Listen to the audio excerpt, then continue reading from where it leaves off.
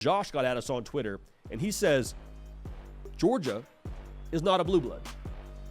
That's Josh's opinion, and we're going to talk about it right now. But first things first, make sure you're subscribed. We do a live show. If you're watching on the live show right now, hey, we love y'all. We're glad to have y'all a part of this college football community. We are extremely grateful, and don't take that for granted. If you're watching as a one-off video, we're also grateful for you, but make sure you're subscribed. Just double check that you're subscribed so you don't miss anything we got going right here on this show, on this platform. All right, so we appreciate y'all for that.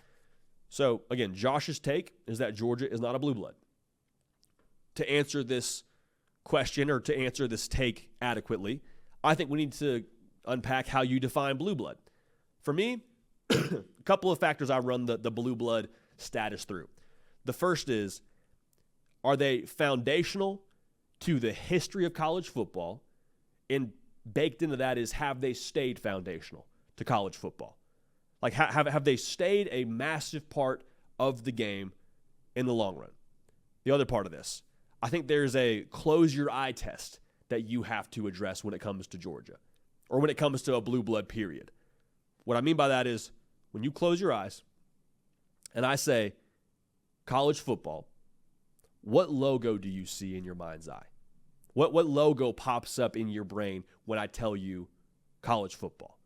I think those are two good tests to kind of try and nail down who is a blue blood in college football. Now, I think it's also important for us to look at the success, right? Like, the question linked to the blue blood conversation, the next question that you're going to ask is, well, how'd they do on the field?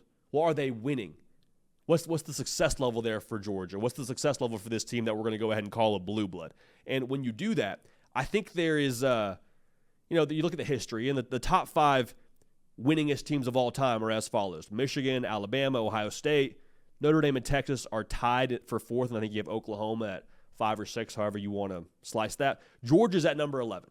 Okay, so if you don't factor in Yale and Harvard, they're in the top 10, but Yale and Harvard are two of the winningest teams of all time, which I don't have anything nice to say about those teams, so I'll keep on moving on. But I do think that the era you're in college football and your success recently should have something to do with your blue blood status. Like, I think there can be blue bloods of different eras, if that makes sense. Like, Miami is 68th all time in wins. But I think a lot of folks would make the case for them being a blue blood based on what they did during their run in the 80s, or at least in that seasons, in that era, in that decade of the 80s. I think a lot of people would say Miami was a blue blood. I think you say a lot about Nebraska being a blue blood right now. They're right now on a pretty difficult bowl drought, but even with that being said, they're, one of the winningest teams of all time. I believe they're in the top 10. They got 3 national titles in the 90s. Is Nebraska a blue blood? You have different arguments around both those teams. I'm not here to tell you those teams are blue bloods or not. I'm just giving you the conversation. You could argue that Clemson was nearing blue blood territory. Now, historically, probably not the case, but in the college football playoff era, they had 6 straight college football playoff appearances.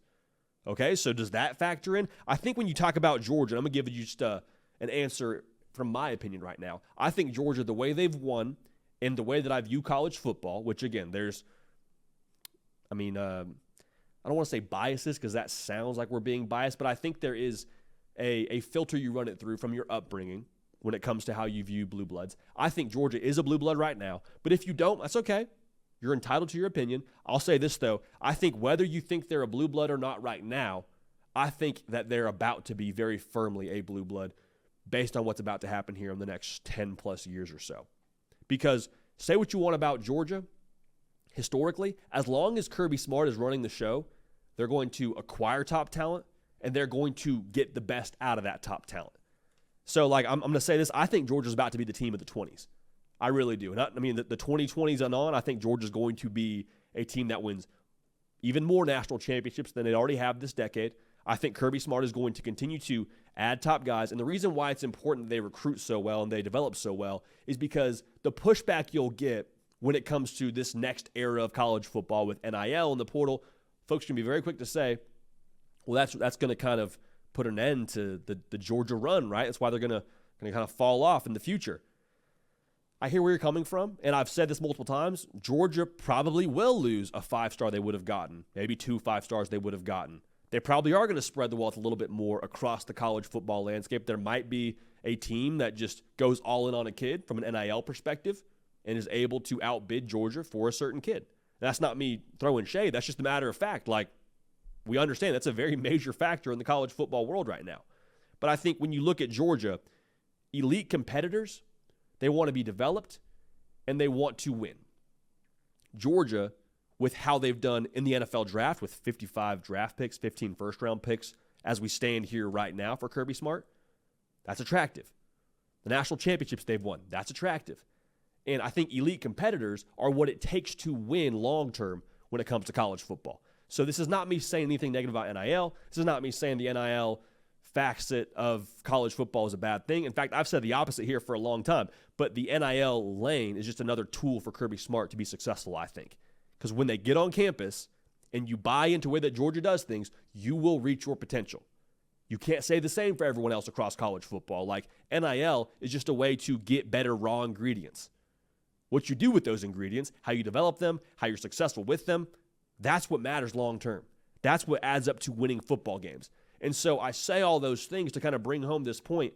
Georgia, just because the styles in college football are changing with acquiring talent, just because the eras are changing, I think Georgia's going to be consistent as long as Kirby Smart is the head coach there.